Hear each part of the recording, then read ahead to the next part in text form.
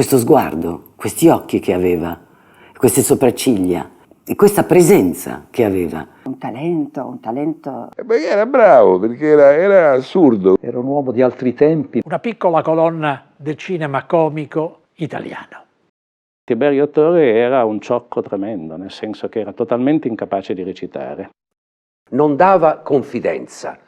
Simpatico. Divertente, pazzo. Tiberio aveva un pallino incredibile. Era un Don Giovanni di quelli spietati. Il personaggio che io facevo nel cinema, lui era nella vita.